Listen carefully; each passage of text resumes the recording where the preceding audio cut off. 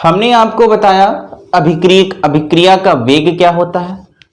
उसके बाद हमने अब आपको बताया अभिक्रिया का वेग व्यंजक क्या होता है, वेग नियम क्या होता है। तो वेग व्यंजक और वेग नियम से क्या सामने आया था कि हमने लिखा था वेग बराबर के, अभिकारक की पावर हमने क्या लिखा था, n लिखा था। ये वाला फार्मूला आप सबको याद होना चाहिए। क्या लिखा था, वेग बराबर, जहां के क्या था हमारा वेग स्थिरांक था। क्या था, वेग स्थिरांक था। r बराबर हमारा अभिकारक था और n बराबर क्या था, अभिक्रिया की कोटि थी। क्या थी, अभिक्रिया की कोटि। और n बराबर 0, 1, 2, 3 एंड सो ऑन, और भिन्नात्मक भी हो सकती है। कैसी हो सकती है, भिन्नात्मक भी हो सकती है। यानी कि हम क्या लिख सकते हैं, अगर लिखें n बराबर 0, क्या लिखा है, n बराबर 0, तो इसको कहेंगे शून्य कोट की अभिक्रिया।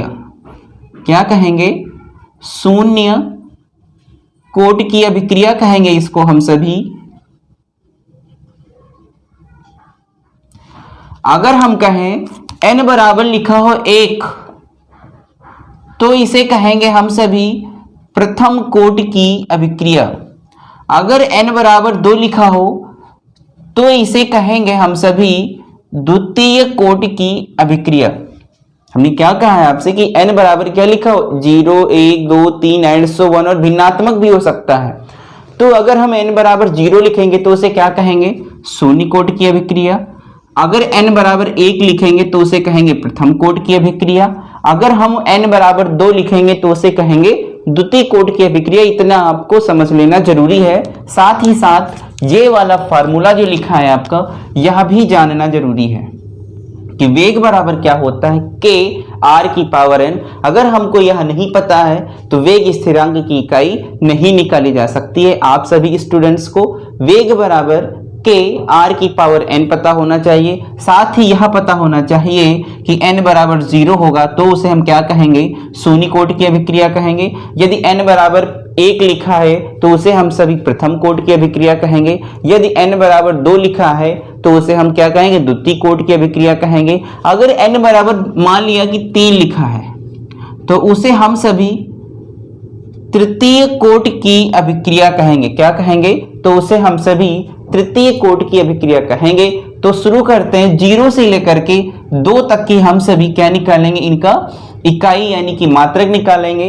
कि हम जानेंगे कि शून्य कोट की अभिक्रिया का मात्रक क्या होता है, प्रथम कोट की अभिक्रिया का मात्रक क्या होता है, और द्वितीय कोट की अभिक्रिया का मात्रक क्या होता है।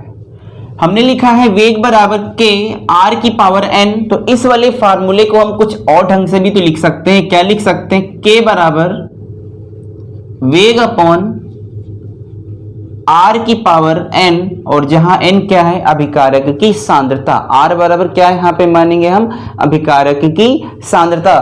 तो जब हम इसको इस टाइप से लिख सकते हैं तो वेग की जगह हम क्या लिख सकते हैं, वेग का मतलब क्या होता है, सांद्रता बटे समय। वेग बराबर क्या होता है, सांद्रता बटे समय। तो हम क्या लिख सकते हैं, k बराबर सांद्रता बटे समय अपॉन r की पावर n, या सांद्रता की पावर हम n कह दें।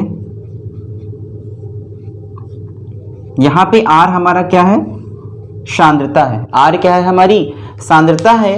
तो हमने इसको लिखा क्या, k बराबर वेग को हमने क्या लिखा, सांद्रता बटे समय अपॉन इस वाले को जैसा का तैसा मैंने लिख दिया, r की पावर n है। तो यहाँ पे हमने मान लिया सांद्रता की पावर क्या है, n है। तो हम सभी इसको किस ढंग से लिख सकते हैं, ये देखो, इसे क्या लिख सकते हैं, k बराबर सांद्रता बटे समय इंटू 1 अपॉन सांद्रता की पावर n। इतना हम सभी क्या कर सकते हैं, लिख सकते हैं। तो सांद्रता की जो यूनिट होती है, जो इकाई होती है, वह आपको पता है मोल प्रति लीटर होती है। क्या होती है? मोल प्रति लीटर होती है। और यहां पर हम सबसे पहले यदि n बराबर 0 यानी कि शून्य कोट की अभिक्रिया हो, क्या हो? शून्य कोट की अभिक्रिया हो, n बराबर 0 हम मान लें तो क्या लिखेंगे? k बराबर, सांद्रता को हमने कहा है कि मोल प्रति लीटर होता है, मोल अपॉन लीटर, और समय का मात्रक आप सबको पता है कि सेकंड होता है, इंटू 1 अपन सांद्रता की पावर n है, हमने n बराबर क्या मान लिया? 0, तो इसकी जगह हम क्या लिखेंगे? 0। सांद्रता की पावर क्या लिख सकते हैं हम? 0। और आपको पता है मैथ में पढ़ाया गया है कि जिसकी पावर 0 होती है उसे हम क्या मान लेते हैं? 1 मान लेते हैं। अगर a की पावर 0 है तो क्या हो जाएगा? 1, और सांद्रता की पावर 0 है तो वो क्या हो जाएगा? 1। 1 से 1 क्या हो जाएगा? कैंसिल हो जाएगा। तो हमारे पास क्या बचेगा? k बराबर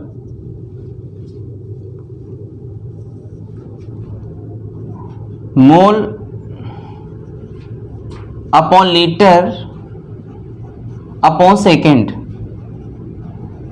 और इसे हम क्या लिख सकते हैं? k बराबर mole litre inverse second inverse. ये हमारा शून्य कोट की अभिक्रिया का मात्रक निकल के आया है। बोर्ड पेपर में आपसे सीधे बहुविकल्पी में पूछ लेगा। क्या पूछता है? बोर्ड पेपर में बहुविकल्पी में कहेगा कि शून्य कोट की अभिक्रिया का मात्रक बताइए। क्या कहेगा?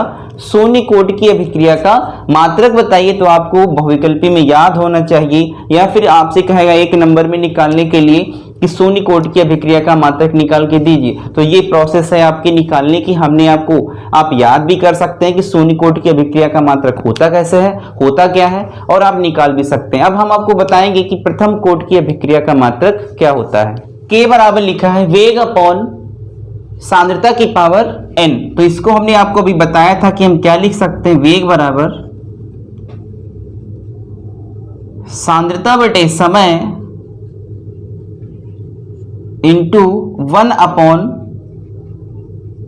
सांद्रता की पावर n। इसको हमने क्या लिखा? सांद्रता की पावर n लिखा। फिर हम कहें आपसे कि n बराबर 1। अब हम प्रथम कोट की अभिक्रिया के लिए मात्रक निकाल रहे हैं। प्रथम कोट की अभिक्रिया,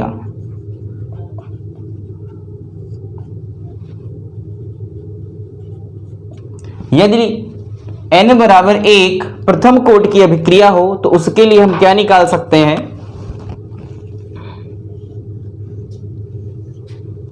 वैल्यू रख दो यहां पर। k बराबर, वैल्यू रखेंगे, k बराबर क्या लिखें? सांद्रता बटे समय इंटू 1 अपॉन सांद्रता की पावर 1। और जब ये इतना सिस्टम है तो यहां देखो सांद्रता से सांद्रता क्या हो जाएगा? कट जाएगा। तो क्या बचेगा? k बराबर 1 बटे समय बचा आपके पास। और समय का मात्रक हमने आपको बताया था कि सेकंड होता है। क्या होता है भैया? सेकंड होता है। यह ऊपर जाएगा तो क्या निकल के आएगा? Second inverse. क्या निकल के आएगा? Second inverse. और प्रथम कोट की अभिक्रिया का मात्रक क्या होता है? सेकंड इनवर्स होता है। स्क्रीनशॉट ले लो सभी इसका। इतनी प्रोसेस आप सबको पता है। हमने क्या लिखा है? n बराबर 2। n बराबर हमने आपको 2 बताया था कि द्वितीय कोट की अभिक्रिया होती है। n बराबर हमने आपको क्या बताया है कि द्वितीय कोट की अभिक्रिया होती है। और जब n बराबर हमने 2 लिखा है तो क्या लिख सकते हैं? यहां पर इस n की जगह हम कितना लिखेंगे? 2। तो क्या लिख सकते हैं? k बराबर सांद्रता अपॉन समय इंटू 1 अपॉन सांद्रता की पावर क्या लिखें हम? आप सभी 2 लिखेंगे। तो हमको एक चीज समझ में आती है कि सांद्रता की पावर जब यहां 2 है तो ये कट जाएगा। तो क्या बचेगा? k बराबर 1 अपॉन समय इंटू 1 अपॉन सांद्रता। इतनी चीज आप सबको समझ में आई। और हमने आपको ये बता रखा है कि समय का मात्रक क्या होता है, सेकंड होता है, और सांद्रता का मात्रक क्या होता है, मोल प्रति लीटर होता है। तो इसकी जगह हम क्या लिख सकते हैं, K बराबर 1/सेकेंड इंटू 1/ मोल पर लीटर।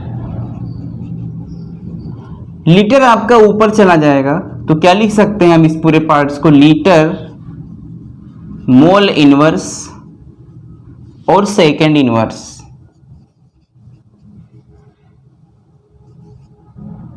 यह हमारा द्वितीय कोट की अभिक्रिया का क्या हो जाएगा, मात्रक हो जाएगा। तो हमने आपको बताया, सबसे पहले हमने आपको बताया कि n बराबर क्या बताया हमने आपको, 0।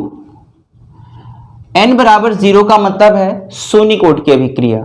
n बराबर 0 का मतलब है शून्य कोट की अभिक्रिया, और शून्य कोट की अभिक्रिया का मात्रक क्या निकल के आता है, मोल लीटर इनवर्स और सेकेंड इनवर्स। फिर हमने आपको बताया कि प्रथम कोट की अभिक्रिया यानी कि n बराबर हमने कितना रखा, 1 रखा, तो क्या निकल के आता है, सेकेंड इनवर्स। फिर हमने आपको बताया कि द्वितीय कोट की अभिक्रिया का मात्रक क्या होता है, तो हमने कहा कि n बराबर 2 रखो और क्या निकल के आता है, लीटर सेकेंड इनवर्स और मोल इनवर्स। तो ये बोर्ड पेपर में कभी कभी पूछ लेता है डायरेक्ट बहुविकल्पी में कि हमने यहाँ पे litre mole inverse second inverse लिख दिया है। कोई सिस्टम जरूरी नहीं कि इसको इधर नहीं कर सकते, आपकी इच्छा है, किसी को किधर कर सकते हैं, पर सही ढंग से लिखा होना चाहिए। बोर्ड पेपर में पूछ लेता है कि बहुविकल्पी में सबसे ज्यादा पूछता है कि शून्य कोट की अभिक्रिया का मात्रक बताओ, प्रथम कोट की अभिक्रिया का मात्रक बताओ, द्वितीय कोट की अभिक्रिया का मात्रक बताओ, या फिर आपसे कहेगा निकाल के बताइए कि प्रथम कोट की अभिक्रिया का, द्वितीय कोट की अभिक्रिया का, शून्य कोट की अभिक्रिया का मात्रक कैसे होता है। अगले वाले वीडियो में हम आपको शून्य कोट की अभिक्रिया की परिभाषा और उससे रिलेटेड समाकलित वेग व्यंजक क्या होता है, जो बोर्ड पेपर में हर साल हर हाल में पूछा जाता है, चाहे वो यूपी बोर्ड का एग्जाम हो, चाहे वो किसी भी बोर्ड्स का एग्जाम हो, उसमें शून्य कोट की अभिक्रिया, जीरो ऑर्डर रिएक्शंस क्या होता है वो पूछा जाता है। यह उससे रिलेटेड कहता है कि समाकलित वेग व्यंजक यानी कि उसका प्रूफ क्या होता है। अगले वाले वीडियो में हम आपको बताएंगे। Thanks for watching.